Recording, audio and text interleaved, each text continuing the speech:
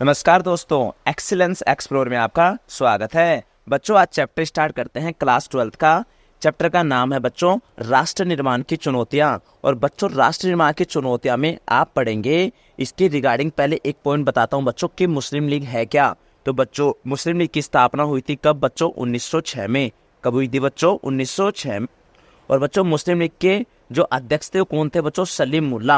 और बच्चों, मुस्लिम लीग ने कौन सा सिद्धांत दिया था बच्चों? द्विराष्ट्र सिद्धांत दिया। और बच्चों, मुस्लिम लीग ने कहा था हिंदुस्तान कितने कौमों का देश है बच्चों? 2 कौमों का देश है। और बच्चों, इन्होंने क्या की थी? मुसलमानों के लिए अलग देश की मांग की। तो मुसलमानों के लिए अलग देश की मांग किसने की थी बच्चों? मुस्लिम लीग ने। मुस्लिम लीग की स्थापना कब हुई बच्चों? 1906। इसके अध्यक्ष कौन है बच्चों? सलीम मुल्ला। इन्होंने कौन सा सिद्धांत दिया? द्विराष्ट्र सिद्धांत। द्वि का मतलब 2, राष्ट्र का मतलब देश, सिद्धांत का मतलब प्रिंसिपल। तो द्विराष्ट्र सिद्धांत किसने दिया बच्चों? मुस्लिम लीग ने दिया। हिंदुस्तान 2 कौमों का देश है, ये भी किसने कहा था बच्चों? मुस्लिम लीग ने कहा।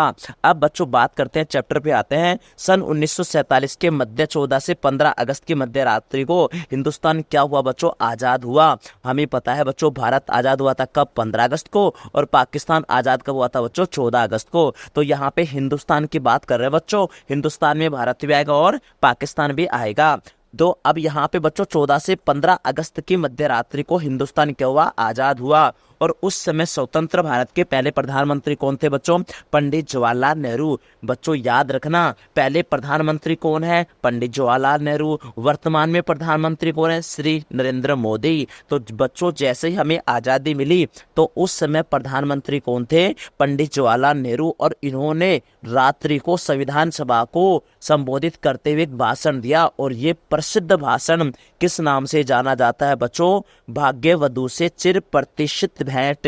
यानी कि बच्चों ध्यान रखना, जो भाषण दिया गया उसे कहते हैं भाग्यवधु से चिर प्रतिष्ठित भेंट। और इसको कहते हैं बच्चों, या फिर कह सकते हैं ट्रिस्ट विद डेस्टिनी के नाम से भी जाना जाता है। तो बच्चों ये ध्यान रखना। और जैसे ही भारत आजाद हुआ तो उस भाषण को याद रखना, भाग्यवधु से चिर प्रतिष्ठित भेंट या ट्रिस्ट विद डेस्टिनी कहते हैं। और बच्चों, जैसे ही भारत आजाद हुआ तो 2 बातों पर सहमति हुई थी। तो कितने बातों पर सहमति हुई? 2 बातों पर सहमति बनी। और उसमें पहली सहमति थी कि भारत का शासन कैसा होगा बच्चों? लोकतांत्रिक शासन होगा। और दूसरा क्या था बच्चों? भारत की जो भी सरकार बनेगी वो सबके भले के लिए क्या करेगी बच्चों? काम करेगी। तो बच्चों यहाँ पे देखो, 2 बातों पर सबकी सहमति थी। पहली बात यह है कि आजादी के बाद देश का शासन लोकतांत्रिक शासन के जरिए चला जाएगा। और दूसरी यह है कि सरकार सबके भले के लिए क्या करेगी बच्चों? काम करेगी। इस शासन में गरीबों और कमजोरों का खास ख्याल रखा जाएगा। बच्चों, यह कोई आसान काम नहीं था। आजाद हिंदुस्तान का जन्म कठिन परिस्थितियों में हुआ। हिंदुस्तान सन 1947 में जिन हालात के बीच आजाद हुआ बच्चों, शायद उस वक्त तक कोई भी मुल्क वैसे हालात में आजाद नहीं हुआ। और बच्चों यहाँ पे अब बात करेंगे, जो आपको इमेज दिख रही है यहाँ पे, ये कब की है बच्चों? 15 अगस्त 1947 को। कहाँ की है बच्चों? लाल किले की है। और ये कौन है बच्चों? पंडित जवाहरलाल नेहरू। ये संविधान सभा को यहाँ पे क्या कर रहे हैं बच्चों? भाषण दे रहे हैं। तो बच्चों यहाँ पे एक और पॉइंट आता है कि भारत का जो विभाजन हुआ वो कैसे हुआ? वो हुआ था बच्चों धार्मिक बहुसंख्यता के आधार पर। धार्मिक का मतलब बच्चों धर्म से, बहुसंख्यता का मतलब ज्यादा संख्या में हो। तो बच्चों एक एग्जाम्पल के जरिए समझते हैं। बच्चों सपोज करो कोई एक एरिया है और उस एरिया में ज्यादातर क्या है बच्चों? मुस्लिम संप्रदाय के लोग ज्यादा हैं, यानी कि मुसलमान क्या हैं? ज्यादा हैं। कम लोग क्या हैं बच्चों? यहाँ पे हिंदू हैं। तो बच्चों ऐसे जगह को किधर शामिल कर दिया जाएगा बच्चों? पाकिस्तान में। तो जहाँ पे ज्यादा मुस्लिम होते हैं उसे कहाँ पे शामिल किया जा रहा था बच्चों? पाकिस्तान में। और जहाँ पे हिंदू ज्यादा है उसको किधर शामिल किया जा रहा था बच्चों? भारत में। अब बच्चों जो कम परसेंट में हिंदू थे वो बिना अपने ओपिनियन विचार से उनको किधर जाना पड़ेगा बच्चों? पाकिस्तान में। बल्कि वो पाकिस्तान जाने को तैयार नहीं है। तो बच्चों ये क्या है? हिंदू अल्पसंख्यक थे। तो जहाँ पे जो भी अल्पसंख्यक होंगे उनकी क्या थी बच्चों? समस्याएं थी। तो विभाजन में समस्याएं क्या क्या आई बच्चों? तो विभाजन में पहली समस्या थी बच्चों अल्पसंख्यकों की समस्या। अल्पसंख्यक मतलब जो संख्या में कम थे। सपोज करो कि यहाँ पे किसी इलाके में ज्यादा परसेंट क्या है बच्चों? हिंदू हैं। कम परसेंट क्या है, मुस्लिम है, तो कहाँ रहेंगे, भारत में। लेकिन मुसलमान तो पाकिस्तान जाना चाहेंगे, वो अल्पसंख्यक थे। तो बच्चों ये क्या थी, समस्या थी, मतलब अल्पसंख्यकों की क्या थी, समस्या। और बच्चों सभी मुसलमान पाकिस्तान जाने को तैयार नहीं थे। दूसरी समस्या। तीसरी समस्या आती है बच्चों, दो ऐसे इलाके हैं जैसे कि पंजाब और बंगाल, इनका विभाजन कैसे हुआ था बच्चों, जिलों के आधार पर। और बच्चों एक और बड़ी समस्या, दो मुस्लिम इलाके ऐसे थे, वो बहुसंख्यक थे, किसमें, मुस्लिम बहुसंख्यक थे, जिसे जोड़ना क्या था बच्चों, असंभव था। इसीलिए तो बच्चों पाकिस्तान को दो भागों में बांटा गया है, एक पूर्वी पाकिस्तान और एक पश्चिमी पाकिस्तान। तो बच्चों ध्यान रखना, भारत का विभाजन कैसे हुआ था, धार्मिक बहुसंख्यता। और बच्चों इसमें जो कम है, यानी कि उनको दिक्कतें आएंगी, वो बिना मन से कहाँ जाना पड़ेगा, कोई देश चेंज करना पड़ेगा। तो विभाजन की समस्या में पहली समस्या क्या थी बच्चों, अल्पसंख्यकों की समस्या, सभी मुसलमान पाकिस्तान जाने को तैयार नहीं थे। तीसरा क्या था बच्चों, पंजाब और बंगाल का विभाजन कैसे हुआ, जिलों के आधार पर। दो मुस्लिम बहुसंख्यक ऐसे थे बच्चों, जिसे जोड़ना क्या था, असंभव। अब बच्चों यहाँ पे एक पॉइंट आता है कि कितनी चुनौतियां हैं, तो भारत के राष्ट्र निर्माण में कितनी चुनौतियां बच्चों, तीन चुनौतियां थी। कितनी चुनौतियां थी बच्चों, तीन। और बच्चों इसमें जो पहली चुनौती आती है वो है एकता के सूत्र में बांधना, एक है लोकतंत्र की स्थापना करना, एक समानता के आधार पर विकास करना। तो बच्चों हम पहले की बात करते हैं एकता के सूत्र में बांधने की। बच्चों इसका मतलब होता है कि भारत एक विविधता वाला देश है, यहाँ पे अलग अलग जाति, अलग अलग धर्म के लोग रहते हैं, तो उन सबको एक करना भारत के लिए क्या होगी, चुनौती होगी। एक बच्चों लोकतंत्र की स्थापना की गई है, हमारे संविधान ने हमें कौन सा अधिकार दिया बच्चों, मौलिक अधिकार दिया है, हमें मत देने का अधिकार दिया है। तो ये किसके अंदर आएगी बच्चों, किसकी स्थापना की बातें कर रही है, लोकतंत्र की स्थापना।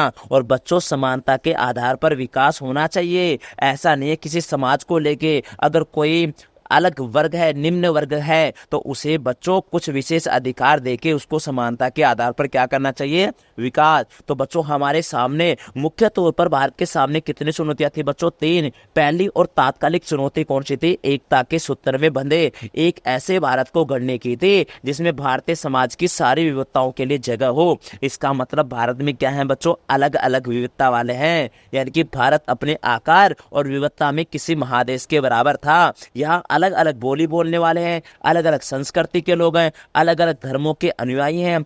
उस वक्त आमतौर पर यही माना जा रहा था कि इतनी विविधता से भरा कोई देश ज्यादा दिनों तक एकजुट नहीं रह सकता।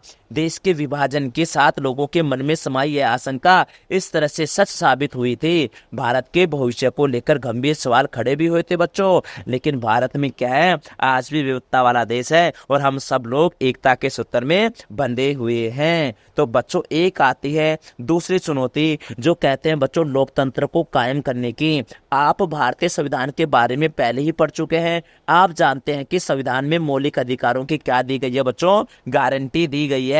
और हर नागरिक को क्या दिया गया बच्चों, मतदान का अधिकार। और भारत ने कौन सी शासन प्रणाली अपनाई बच्चों, भारत ने संसदीय शासन पर आधारित प्रतिनिधित्व मूलक लोकतंत्र को क्या किया बच्चों, अपनाया। इन विशेषताओं से यह बात सुनिश्चित हो गई कि लोकतंत्र ढांचे के भीतर राजनीतिक मुकाबले होंगे। और बच्चों तीसरा क्या था, तीसरी चुनौती थी ऐसे विकास की जिससे समूचे समाज का भला हो, न कि कुछ एक तबके का। इस मोर्चे पर संविधान ने यह बात साफ कर दी थी कि सबके साथ कैसा समानता का बर्ताव किया जाए और सामाजिक रूप से वंचित जो भी तबके हैं उनको धार्मिक, सांस्कृतिक, अल्पसंख्यक समुदायों को विशेष सुरक्षा दी जाए। तो बच्चों ध्यान रखना कि राष्ट्र निर्माण के सामने कितनी चुनौतियां थी, तीन। पहला क्या था बच्चों, एकता के सूत्र में बांधना, लोकतंत्र की स्थापना करना। और तीसरा क्या था बच्चों, समानता के आधार पर विकास करना। बच्चों अब बात करते हैं किसके, गांधी जी की। गांधी जी ने कहा कि कल हम,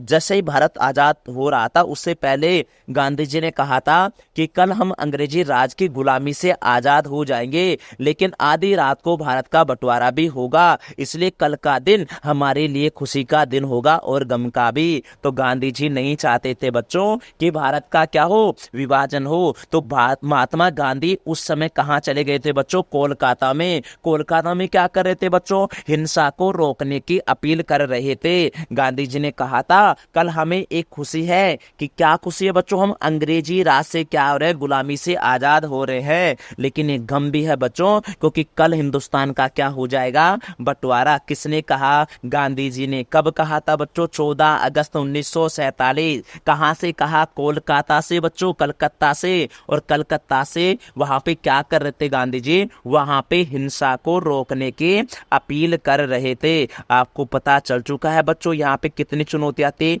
3 चुनौतियां थी। अब 3 चुनौतियां के पास बच्चों मैं आपको बताता हूं, ये कौन है बच्चों? मोहम्मद अली जिन्ना। ये कौन है बच्चों? मोहम्मद अली जिन्ना। तो उसके बारे में मैं थोड़ा सा पाकिस्तान के बारे में बताता हूं बच्चों।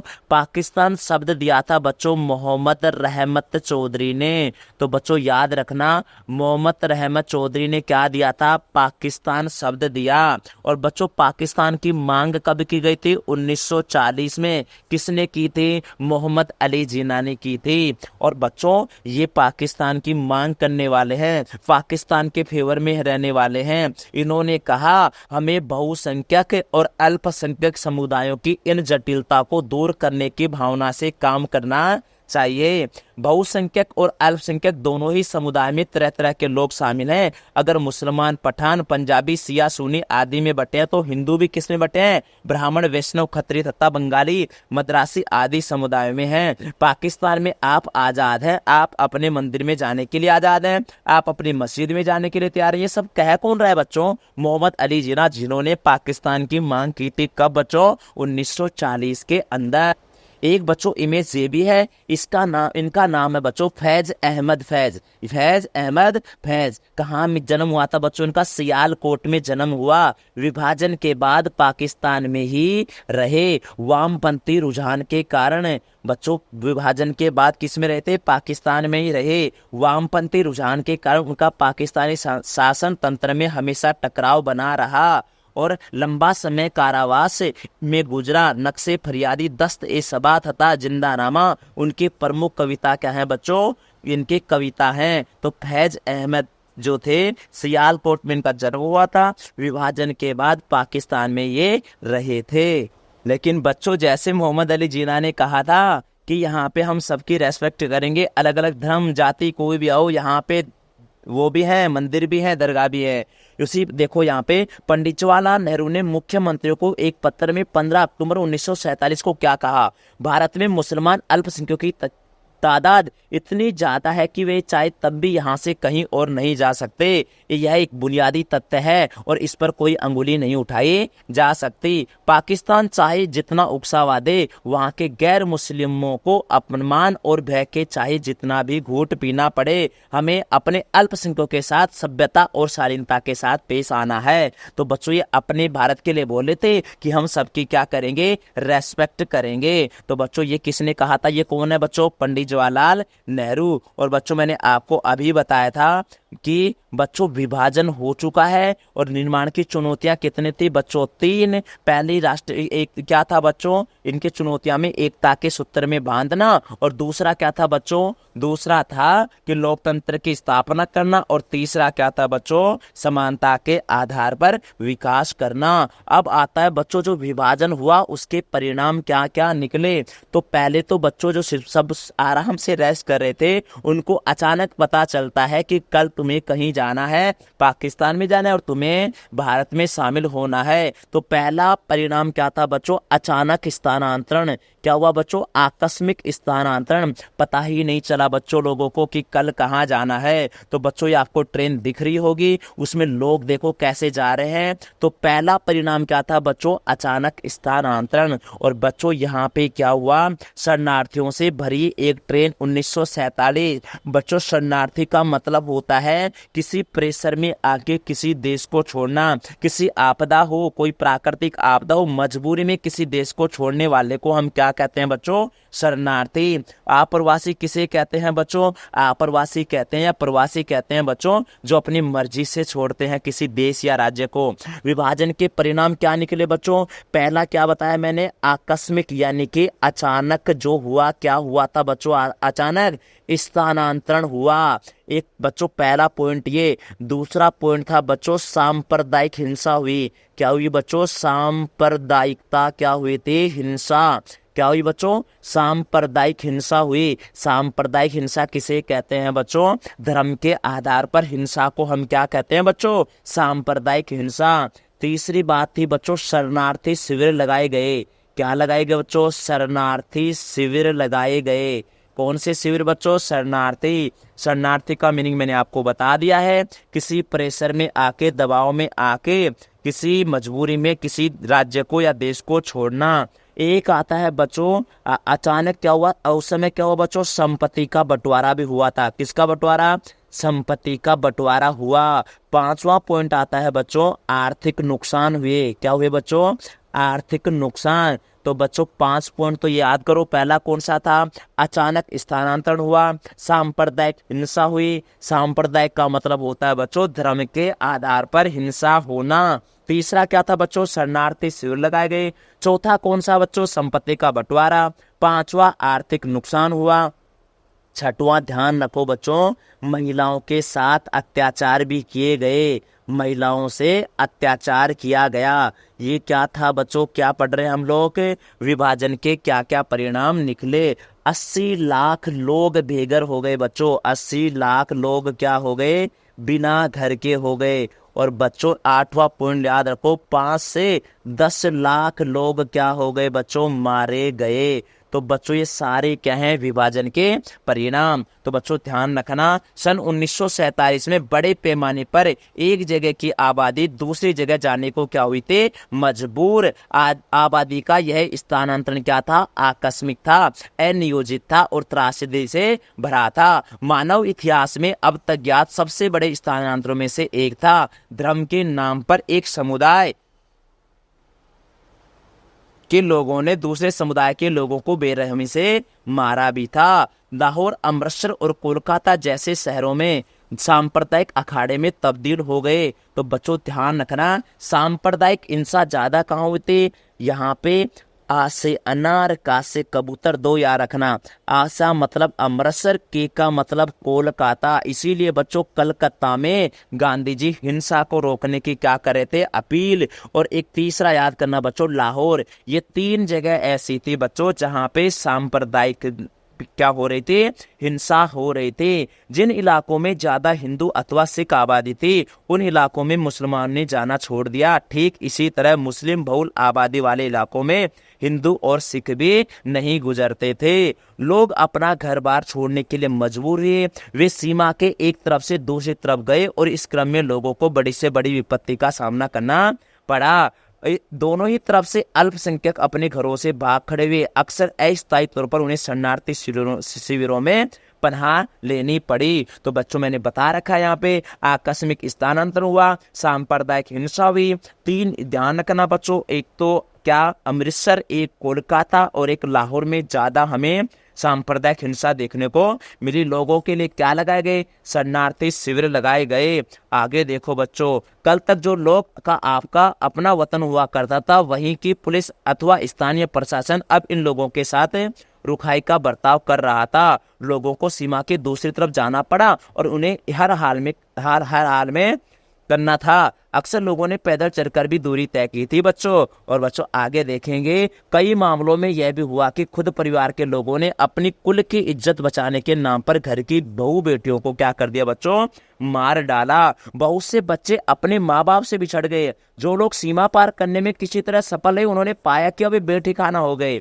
इन लाखों शरणार्थियों के लिए देश की आजादी का मतलब था महीनों और कभी कभी सालों तक किसी शरणार्थी शिविर में जिंदगी काटना। भारत और पाकिस्तान के लेखक, कवि तथा फिल्म निर्माताओं ने अपने उपन्यास, लघु कथा, कविता और फिल्मों में इस मारपीट की नृशंसता का जिक्र किया। तो बच्चों ध्यान रखना ये सारे। और एक और ध्यान रखना बच्चों यहाँ पे कि विभाजन की विपदा का जिक्र करते हुए रचनाकारों ने अक्सर वही जुमला इस्तेमाल किया जो इस विपत्ति को झेलने वाले बंटवारे का जिक्र करते हुए करते थे। तो बच्चों ध्यान रखना विभाजन हुआ लेकिन विभाजन के परिणाम काफी बेकार निकले। पहला आकस्मिक स्थानांतरण हो गया, अचानक सांप्रदायिक हिंसा हुई। कहाँ पे? लाहौर में, कलकत्ता में और अमृतसर में शरणार्थी शिविर लगाए गए, संपत्ति का बंटवारा किया गया, आर्थिक नुकसान हुआ, महिलाओं से अत्याचार किया गया, 80 लाख लोग बेघर हो गए और 5 से 10 लाख लोग 5 से 10 लाख लोग मारे गए। तो बच्चों मैं आपको हल्का सा रिवाइज करा देता हूं। आप ध्यान रखें कि बच्चों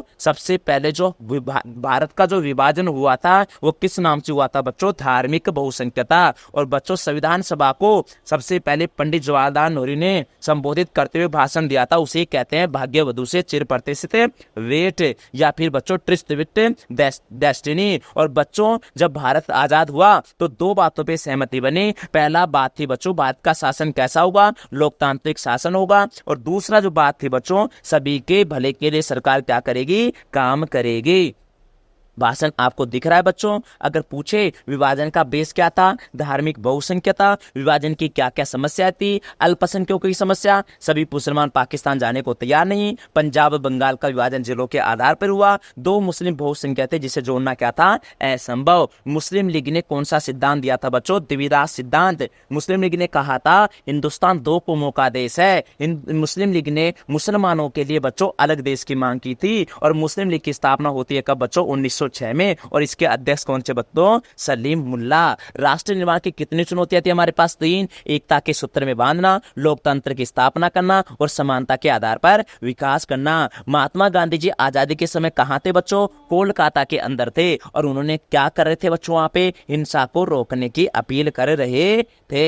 एक आता है बच्चों यहाँ पे कि ये मोहम्मद अली जिन्ना के बारे में। पाकिस्तान शब्द किसने दिया था बच्चों? मोहम्मद रहमत चौधरी ने दिया। पाकिस्तान की मांग कब की गई थी बच्चों? 1940 में। किसने की थी बच्चों मांग? मोहम्मद अली जिन्ना ने की थी। और बच्चों ध्यान रखना, एक आता है, एक अमृता प्रीतम भी आती है, पंजाबी भाषा की प्रमुख कवियत्री और कथाकार। और ये किसकी साहित्य उपलब्धियों के लिए साहित्य अकादमी पद्मश्री और ज्ञानपीठ पुरस्कार से सम्मानित है। विभाजन के बाद कहां पे लिया था बच्चों ने? दिल्ली में निवास लिया था। और बच्चों ये एक यहाँ तक विभाजन के परिणाम मैंने बता दिए। आकस्मिक स्थानांतरण, सांप्रदायिक हिंसा, शरणार्थी शिविर, संपत्ति का बंटवारा, आर्थिक नुकसान और महिलाओं से अत्याचार, 80 लाख लोग बेघर और 5 से 10 लाख लोग क्या गए थे बच्चों? मारे गए थे। यहाँ तक बच्चों ये पार्ट 1 क्या होता है? कंप्लीट थे।